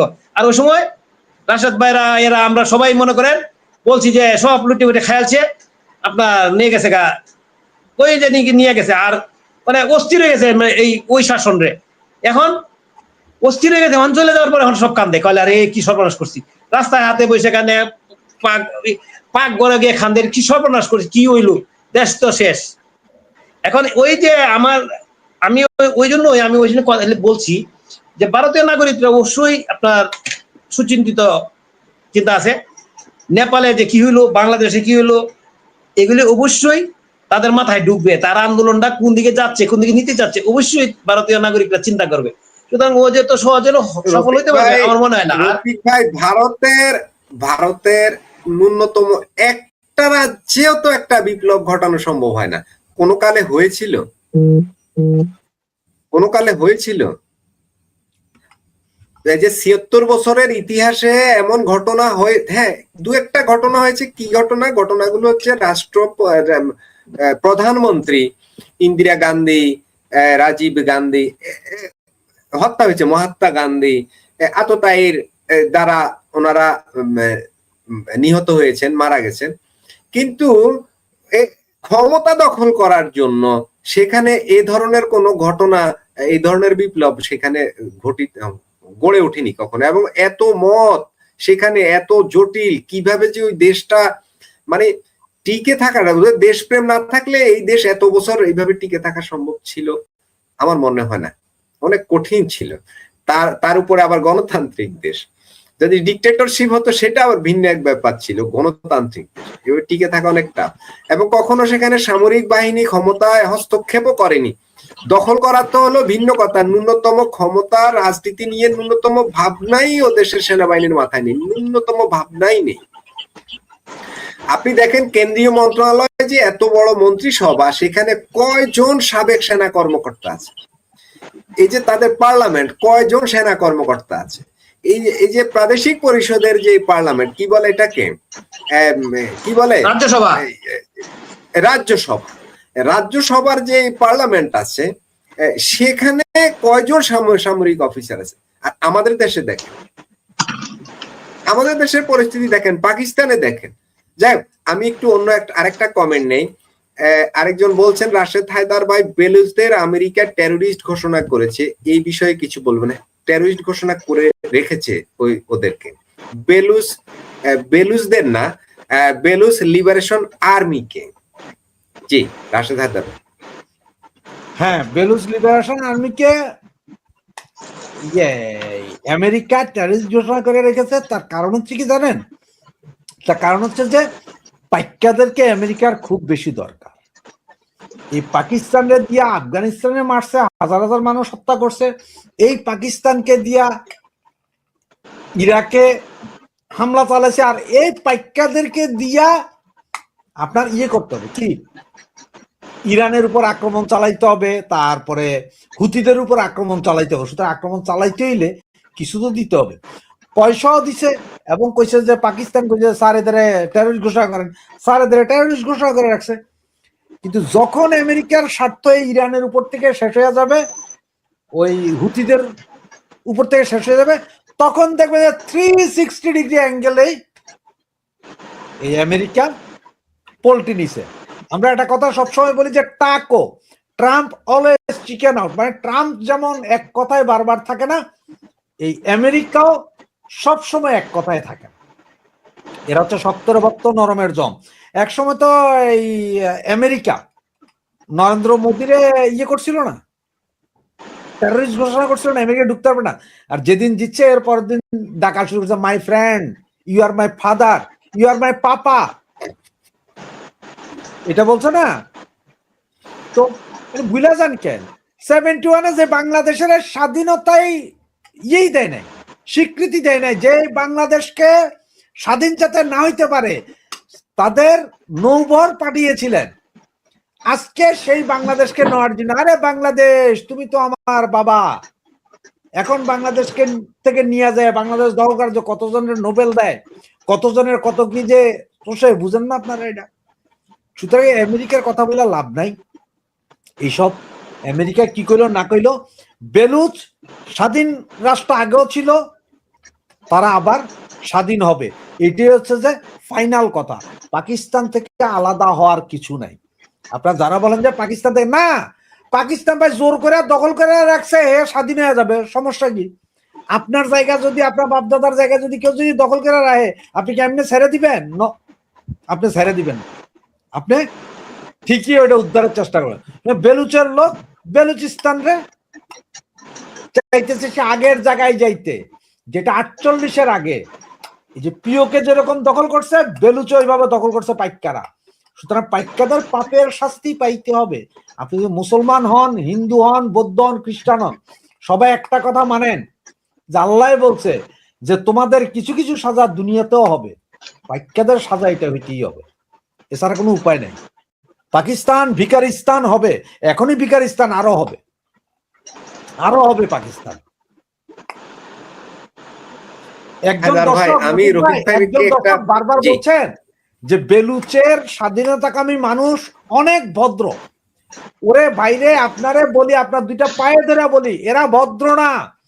বেলুচের যারা স্বাধীনতাকামী, যেসব লিডার গুলোকে এখন জেলখানায় আছে, যাদেরকে মারা হয়েছে এই পর্যন্ত, সবাই হায়ার এডুকেটেড, উচ্চ শিক্ষিত, ডাক্তার, ইঞ্জিনিয়ার, পাইলট, এই সমস্ত লোকগুলোই বেলুচের স্বাধীনতার জন্য আন্দোলন করতেছে, তাদের মারতেছে। এই যে মহিলা যেটার নাম বললাম, কি বেলুচ জানি, উনিও doctor, doctor মাহারাং Baloch. Doctor মাহারাং।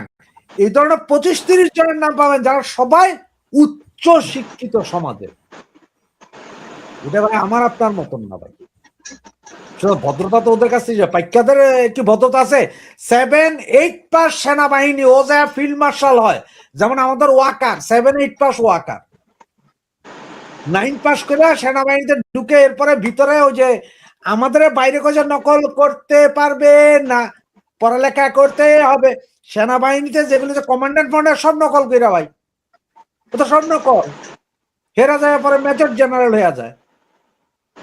8 pass সিপাহীদের কাছ থেকে আপনি কি আশা করেন? জি রাশেদ হায়দার। রফিক ভাই একটা কমেন্ট আছে, সেটা হচ্ছে বালুচিস্তানে একজন বলছেন র সাহায্য করছে বালুচদের। আবার আপনার আরো একটা কমেন্টও আছে, সেটা রাশেদ ভাইয়ের উদ্দেশ্যে তিনি আরেকটা কমেন্ট করেছেন। কি বলেছেন? রাশেদ ভাই আপনাকে ধন্যবাদ, আপনার একটি পরামর্শ জানতে চাই, রাশিয়া কি বেলুচদেরকে স্বীকৃতি দিবে? রফিক ভাই আপনি আমাকে শুধু এইটা আগে বলুন যে র কি পাকিস্তানে বেলুচদের সাহায্য করছে? আপনার কি এমনটা মনে হয়? শুনেন মাসুদ ভাই, ভূ রাজনীতিতে কি হয় এটা তো আপনার নিজেই চোখে দেখতেছেন। ভূ রাজনীতিতে কার কি শত্রু, কখন মিত্র, এটা কিন্তু বোঝা মুশকিল। আর গোয়েন্দা সংস্থাগুলি কোন লাইনে কার সাথে কোনভাবে কাজ করে এটা কিন্তু বোঝা মুশকিল। এমন এখানে আপনার একটা প্রশ্ন করছে একজনে যে বেলুচরা অস্ত্র কোথায় পাচ্ছে, তাহলে এখান থেকে আসে পড়ছেন বেলুচরা আপনার অস্ত্র কোথা থেকে পাচ্ছে, কোথাও সিস্টেমে তার অস্ত্র সংগ্রহ করছে। তারা এই যে দীর্ঘ লড়াই চালাচ্ছে এবং বেলুচিস্তানে যে 85% দখল করছে, তাহলে অস্ত্র তার দখল করে নাই, তাই না? এখন যে স্বাধীনতা ঘোষণা করছে এবং বলছে ডিসেম্বরের মধ্যে বের করে দিবে সেনাবাহিনীর কাছ থেকে, তাহলে কেউ কাছ থেকে অস্ত্র পাচ্ছে, তাহলে পরামর্শ পাচ্ছে, এটা তো অস্বাভাবিক না। র দিল না ক দিল না আপনার ইয়া দিল, ওই রাশিয়ার গীতে বলে আগে কেজিবির যে পুতিন নিজে দিল কিনা, আর এই এক ভাই যে আপনার রাশিয়া স্বীকৃতি দিবে কিনা, আমি কিন্তু এই কথাটাই আমার আসছে। আপনার আমেরিকার যেহেতু কথাটা উঠাইছেন, আমেরিকা স্বীকৃতি দিল না দিল সেটা হলো পরের প্রশ্ন, এটা তার ব্যক্তিগত ব্যাপার। তবে এটা ঠিক রাশিদ ভাইয়ের কথায় আমি সাথে একমত, বেলুচিস্তান স্বাধীন হয়ে যাবে, এটা আপনি ফিরায় রাখতে পারবেন না। এটা আপনার হয়ে গেছে গা হওয়ার মানে সময়ের ব্যাপার। এখন স্বীকৃতি কে দিয়ে দেখবেন ধীরে ধীরে কেউ না কেউ আস্তে আস্তে স্বীকৃতি দেওয়া শুরু করবে। আমি আমার ভিডিওতে বা আপনার ইয়াতেও বলছি যে এমনও হইতে পারে ইসরায়েল প্রথম স্বীকৃতি দিবে, ইসরায়েলের পরে দিবে ভুটান দিবে, ভুটান পরে নেপাল দিবে, নেপালের পরে নাহলে মালদ্বীপ দিবে, শুরু হয়ে যাবে এই সিস্টেমে। এবং আপনার শুনেন, যারা ভূরাজনীতি আপনি আমেরিকা সুপার পাওয়ার, ইমিরের পক্ষে যেমন দেশ আছে, ইমিরের বিপক্ষ দেশ আছে, এমন দেশ আছে তারা দিয়ে আপনার রাশিয়া আর ভারত মিলে বলবো যে তুই স্বীকৃতি দে, আমরা কিছু জানি না, আমরা আমাদের জিজ্ঞেস করবো আমি কিছু জানি না। দেন না সমাজের কি ইয়ে হয় ঘটনা, যে আপনার ঘটনা ঘটে এটিকেই বলে না আমি কিছু জানি না, তুই বলবে যে আমি উনি কিছু জানার তাই ঘটনা এরকম র আছে কিনা সেটা হলো তারাই বেলুচরাই জানে। তা কেউ না কেউ তো সহযোগিতা করছে তাই না? অস্ত্র কোথায় দিয়ে পাচ্ছে, ট্রেনিং কোথায় দিয়ে পাচ্ছে, কোনো না কোনো পথে তো তারা আগাচ্ছে, তাই না? সুতরাং এই যে আমার উত্তরটা এইটাই যে, আর ওই যে ওই ভদ্রলোকের আমাকে উত্তর দিয়ে দিলাম, রাশিয়া নিজে না দিলেও আরেকজন দেওয়া হবে। মোট কথা বেলুচিস্তান স্বাধীন হয়ে যাবে, এটা আপনি ফিরিতে পারবেন না। এটা এই আপনার বেলুচরা বসে ডিসেম্বর মধ্যে বের করে দিবে, এর আগেও হয়ে যেতে পারে, অস্বাভাবিক কিছু নয়। মাসুদ ভাই। জি রফিক ভাই আর একটু দুজনেই বলবেন এই বিষয়টাতে, এই কমেন্টটাতে বলছে বালুচের স্বাধীনতা নিয়ে চায়নার কতটুকু মাথা ব্যথা রয়েছে, চায়না কি চায় বালুচ স্বাধীনতা স্বাধীন হোক? রাশেদ হায়দার ভাই অবশ্য নিয়ে চায়নার ইন্টারেস্ট নিয়ে ওনারা আলোচনায় উনি বলেছেন। রফিক ভাই যদি সংক্ষেপে এই বিষয়ে একটু আলোচনা করে দেন। মাসুদ ভাই হলুদ চিনেন, হলুদ চিনেন, হলুদ কিন্তু সব জায়গায় লাগে জানেন, সব তরকারিতে হলুদ দিতে হয় জানেন। চায়না হলো হলুদ। আর চাইনিজদের সাথে আমার একটু মিশার অভিজ্ঞতা আছে বিজনেস পারপাসে, মেডিসিন বিজনেস পারপাসে। ওরা কোথায় বিজনেস আছে কি আছে ওইটা হলো তার দরকার। এখন চায়না যেহেতু দেখতেছে, আপনারা চায়না যখন মনে করবে যে বেলুচরা আসলে স্বাধীন হয়ে গেছে বা ওরা নিয়ন্ত্রণ নিয়ে নিছে, দেখবেন ঠিকই চায়না বলবে যে ভাই তোদের সাথে আমি আসি, চায়না হয়ে যাবে, ওই বেলুচদের পক্ষে চলে যাবে। চাইনিজরা ইন্টারন্যাশনাল রাজনীতি সবসময় তো আলোচনা করি বা আমরা দেখতেছি যে হয় না আপনার এই একদম ফিক্সড কোনো বন্ধু হয় না, ফিক্সড বন্ধু থাকে না। চাইনিজরা যে পাকিস্তানের ফিক্সড বন্ধু হবে এটা আশা করার কোনো কারণ নাই।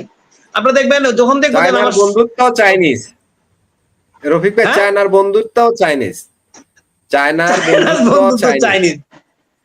সুতরাং যখন দেখবো যে বালুচরায় তারা স্বাধীন হয়েছে, তাদের যেহেতু আপনি বলেন যে $60 বিলিয়ন এনে ইনভেস্ট করছে, সুতরাং চাইনিজ ওদের বালুচদের সাথে হাত মিলায় ফেলবে, কারণ তাদের তো ইনভেস্টিং। যেরকম আপনি ভারতের কথা বলি, যখন আফগানিস্তান থেকে আমেরিকা চলে গেল, ভারতে কিন্তু অনেক ইনভেস্ট ছিল, তখন কিন্তু আমাদের বাংলাদেশের মিডিয়াতে অনেক আলোচনা হয়েছে, আমি নিজে শুনছি, তখন তো আমি অনলাইনে কথা বলতাম না, যে ভারত বিশাল বিপাকে পড়ে গেল গা, এই যে আফগানিস্তান এত কোটি কোটি টাকা ইনভেস্ট করলো, সব জলে চলে গেল। দেখেন ভারতের সবচেয়ে কাছের বন্ধু, মানে আফগানিস্তানের সবচেয়ে কাছের বন্ধু হলো ভারত, এবং ভারতীয় মন্ত্রী কি বলে যে আমরা ভারতীয় ডিএনএ, আমাদের ট্রেলে ভারতীয় ডিএনএ বহন করে, আফগানিস্তানের মন্ত্রী বলে গেল এই যে গত সপ্তাহে। আপনি বুঝেন, আপনি চাইনিজরা আরো এই ভারতীয়দের চেয়ে আরো বেশি। আপনি যখনই দেখবো যে বেলুচিস্তান হাতছাড়া হয়ে যাইতেছে। অ্যাড করে দিই আপনাকে, আরেকটা কমেন্ট অ্যাড করে দিই। একজন কমেন্ট করলেন চায়নাও দিবে, নয়তো বিলিয়ন বিলিয়ন ডলার ক্ষতি, মানে ওখানের যে চায়নার বিশাল বিনিয়োগ বেলুচিস্তানে। জি বলুন। আমার কথাটা তো উত্তরটা এটাই হইলো আপনার, দিয়ে দেখবো যখন দেখবে যে এখানে শুনে যেহেতু বিলিয়ন ডলার ইনভেস্ট করছে, যখন আপনি দেখবে যে টোটালি ডিসেম্বরের মধ্যে বা আর পরে বা যখনই আগে যদি আউট করে দেয়, একদম টোটালি বের করে দেয়, তো চাইনিজরা যে স্বীকৃতি দিবে না এটা নিশ্চয়তা নাই। তো আমি তো বলছি তো আপনাকে, এটাই ওনার কথাটাই তো আমি বললাম। সুতরাং চাইনিজরা আপনি কোনোদিনই, আপনি বাংলাদেশের কথা শুনেন, আপনি শেখ হাসিনার আমলে চাইনিজরা বাংলাদেশে সবচেয়ে বেশি বিজনেস করছে, এবং ভালো বিজনেস করছে। আর সেখানে চলে যাওয়ার পরে এখন হলো বর্তমান সরকারের সবচেয়ে কাছের লোক, তাই না? ওরা হলো বিজনেসম্যান ভাই, ওরা বিজনেস যেখানে ইনভেস্ট করে সেই ইনভেস্টের টিকায় রাখার জন্য ওই সিস্টেমে হাঁটে, এবং ওইটাই হলো তাদের কাজ। সুতরাং এই নিয়ে আপনার চিন্তা করার কারণ নাই। ধন্যবাদ মাসুদ ভাই।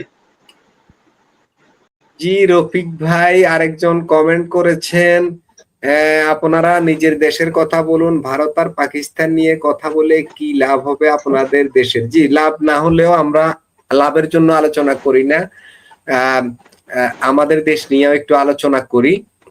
আমি রাশেদ হায়দার ভাইকে দিয়ে শুরু করি, যেহেতু একজন দর্শক রিকোয়েস্ট করেছেন বাংলাদেশ নিয়ে একটু আলোচনা করতে। তো এই নিয়ে খুব সংক্ষেপে আলোচনাটা করব, মানে আলোচনাটা দীর্ঘ করব না। একটা বিষয় নিয়ে আলোচনা করি, সেটা হচ্ছে চীনের অর্থায়নে নির্মাণাধীন ঢাকা আশুলিয়া এলিভেটেড এক্সপ্রেসওয়ে প্রকল্পের ব্যয় 1 লাফে, আবারও বলছি, ঢাকা আশুলিয়া এলিভেটেড এক্সপ্রেস প্রকল্পের ব্যয় 1 লাফে 54% বাড়তে যাচ্ছে। বুঝেন কত বাড়তে যাচ্ছে? ডাবলেরও বেশি, মানে 54% বাড়তে যাচ্ছে। প্রায় 9,483 কোটি টাকা বেড়ে প্রকল্পটির মোট ব্যয় গিয়ে ঠেকতে পারে 27,046 কোটি টাকায়। টাকার এই অঙ্ক দেশের মেগা প্রজেক্ট পদ্মা সেতু নির্মাণ খরচের চেয়ে মাত্র 5,000 টাকা কম। রাশেদ হায়দার ভাই, আমরা শুনেছিলাম, আমাদেরকে জানানো হয়েছিল, বোঝানো হয়েছিল যে যে মেট্রো রেল করা হয়েছে, এই একটা মেট্রো রেল দিয়ে 10টা মেট্রো রেল করা যাইত। এরকম একটা এলিভেটেড এক্সপ্রেসের খরচ দিয়ে যে পরিমাণ লুটপাট হয়েছে, সেটা দিয়ে 10টা এলিভেটেড এক্সপ্রেস করা যাইত। এগুলো তো আমাদেরকে বলা হয়েছিল, তাই না? আচ্ছা, যে স্যাটেলাইট মহাকাশে বাংলাদেশের যে নিজস্ব স্যাটেলাইট বঙ্গবন্ধু 1, সেই স্যাটেলাইটের যে ব্যয় হয়েছে, ওই টাকা দিয়ে 10টা স্যাটেলাইট মহাকাশে পাঠানো যেত। এখন আমার প্রশ্ন হলো, এলিভেটেড এক্সপ্রেসের ব্যয় 1 লাফে 54% না বেড়ে এক লাফে 200% তো কমে যাওয়ার কথা ছিল, কমলো না কেন, বাড়ছে কেন? রাশেদ হায়দার ভাই কমলে ধরেন 200% কমলে তো লস। এখন না বাইরা সমানই বা থাকলো না কেন? যেটা করছে ওটা তো সমান থাকলো না কেন? এমনও তো হইতে পারতো যে এলিভেটেড এক্সপ্রেস এটা হওয়ার পরে সরকার দেখাইতো যে 5,000 কোটি টাকা বেঁচে গেছে, তার মানে এই 5,000 কোটি টাকা অতীতে হইলে 5,000 কোটি টাকা সরকার খাইয়া ফেলছে, শেখ হাসিনা খাইছে যা ওই সময়। এখন 54% বাড়া, 54% মানে 54%, 100 টাকায় 54 টাকা করে। ভাই এই 24 মাসে এমন তো হয় নাই যে ডলারের দাম, গত 2 বছরের ডলারের দাম আপনার 50% তো বাড়ে নাই। কারণ একদম আপনার, আমি যদি আমার হিসাব ধরেন, আমি যদি প্রতি মাসে টাকা পাঠাই, সেখানে আমার দেখা যাইতে যে আমি 2024 ডলারের দাম কত বাড়ছে? ডলারের দাম কত বাড়ছে? আগে ছিল 18-19 টাকা, এখন 22-23 টাকা। ভাই আপনাকে সেটাই বুঝানোর চেষ্টা করতেছি। আমি বললাম যে আমি এত বোঝানোর দরকার নাই, আপনি শুধু আমাকে এটা বলেন যে এই টাকাটা বাড়লো কেন, কমার তো কথা ছিল। আমরা কি আগে যেটা শুনেছিলাম ওটা কি ঠিক ছিল? না না, সেইখানেই কি এই টাকাটা কোথায় যাচ্ছে? যে আমার যদি আমি ওইটা বললাম যে একটা টাকা আমি যেখানে আগে 140 টাকা পাঠাতাম সেটা এখন 160 টাকা হয়েছে, সর্বোচ্চ 10% বাড়ছে। এখানে 54% কেন বাড়বে? তার মানে কত পার্সেন্ট খাবেন? 2% তো বাড়ে নাই ভাই, 2% বা 3% বাড়ছে। কোথায়? আমি কথার কথা বললাম, ডলারের দাম, ডলারের দাম কথার কথা 10% বাড়লে 10% বাড়বো, 54%। আপনারা আগে কইছেন যে সব জায়গায় দুর্নীতি হয়েছে, billion billion dollar Awami League নিয়ে গেছে গা, দেশ ধ্বংস হয়েছে। তাহলে সেই চুক্তিতে আপনারা আছেন কেন? এখন আরো 54% বাড়াই দিতেছে। যেই টার্মিনাল, থার্ড টার্মিনাল বানাই দিয়ে গেছিল, সেইখানে আপনারা কত হাজার কোটি টাকা আবার বুতুরকে দিচ্ছেন, দিয়ে খাইছেন। সব কি শালম সব খাইতেছে নাকি তারেক জিয়া? অবশ্য দেখেন, এই যে আপনি যেটার কথা বললেন, এই ফ্লাইওভারের নিচে হয়তো ওই যে ওনার কন্যা, আমার তারেক ভাইয়ার কন্যা, যদি আমি মেয়েদের নিয়ে কথা কইতে চাই না, ওনার কন্যা বললেন যে ফ্লাইওভারের নিচে যদি স্ট্রিট লাইট হইতো অনেক ভালো হইতো। হ্যাঁ, ওনার কন্যা ইংল্যান্ডে থেকে গেছেন, ওনার বাসার পাশ দিয়া ফ্লাইওভার গেছে, ওখানে কিন্তু নাই কি স্ট্রিট লাইট নাই। ওনার মেয়ে কোথার থেকে আনলেন বা কি শিখলেন, কি বললেন? এই অশিক্ষিত মাইয়া অশিক্ষিত হয়ে গেছে কিনা আল্লাহ জানে বাংলাদেশে থাইকা। 54% আপনার হিসাব করতে পারেন, 9,000 কত কোটি টাকা। তো এগুলো সব কি এবার তারেক ভাইয়া খাবেন? মানে আগে তো খাম্বা বেচা খাইছেন, হাওয়া ভবন কইরা খাইছেন, এইবার মানুষের উন্নয়ন যেটা আওয়ামী লীগ সরকার কইরা দিয়ে গেছে, বাকিটা যেটা রয়েছে সেইটার 12:30 বাজে আপনারা খাইবেন। দেশ তো বিক্রি হয়ে গেছে, যা খাওয়ার খাইছে, এখন আর আছে কি? এগুলারে দেখাইবো, এরপরে কি কিবেন যে আওয়ামী লীগ খেয়ে গেছে? আপনার কালে রূপপুরের মতন যে টাকা খরচ করছে, রূপপুরের নাকি 5 বিলিয়ন আওয়ামী লীগ খেয়ে গেছে, যেখানে রূপপুর বানাইতেই যায় না 1.5 বিলিয়ন, 5 বিলিয়ন খেয়ে গেছে আওয়ামী লীগ। এখন কোন যে 238 বিলিয়ন ডলার আওয়ামী লীগ খাইয়া গেছে, যেখানে গোটা 17 বছরে 238 বিলিয়ন ডলারের বাজেটই ছিল না, আমাকে বাজেটের বাইরে। এখন 54% বাড়বে কই থেকে বাবা? কেন বাড়বে? এইটাকেও জিজ্ঞেস করছেন যে স্যার আপনার তো কমানোর কথা ছিল, দুর্নীতি তো আওয়ামী লীগ করে গেছিল স্যার, এটার বাজেট যদি স্যার 100 কোটি টাকা হয়, তাহলে স্যার এটার বাজেট এখন স্যার 30 কোটি টাকা হওয়ার দরকার। আপনারা তো সৎ না, আপনারা সততার মোহর স্যার, আপনি তো অনেক সৎ। আপনি শহীদ রাষ্ট্রপতি জিয়াউর রহমানের ছেলে, ভাঙ্গা সুটকেস থেকে কোকো বেড়েছিল, কোকো 1 to 10 স্যার। এই তারেক জিয়ার আমলে, তারেক জিয়ার মায়ের আমলে হাওয়া ভবন, হল্যান্ড এম্বাসি বন্ধ করে দিয়েছিল। রাশেদ হায়দার ভাই আমরা শেষ করে দেব এই বিষয়ে 10%। এবারও কি কি হয় দেখেন, তখন হল্যান্ড এম্বাসি বন্ধ করে দিয়েছিল, এবার আরো কি কি বন্ধ হয়ে যায় দেখেন, দেখতে থাকেন। জি রফিক ভাই এই প্রসঙ্গে আপনার কাছেও জানতে চাই যে পদ্মা সেতুর যে খরচ, সেই খরচের প্রায় কাছাকাছি হয়ে যাচ্ছে এলিভেটেড এক্সপ্রেসের খরচ, সেটা আরো 54% বেড়ে যাচ্ছে। মেট্রো রেল যেটা এখন এক্সটেনশন করবে সেটার ব্যয় হয়ে যাচ্ছে 3-4 গুণ বেশি। এখন তো খরচ অনেক কম হবে, 5 গুণ 10 গুণ কম খরচ হবে, সেটা বাড়ছে কেন? এটার কারণ কি? আমরা কি আগে ভুল শুনেছিলাম? আমাদের সাথে কি আমাদের পলিটিশিয়ানরা, রাজনীতিবিদেরা কি প্রতারণা করেছিলেন? রফিক ভাই,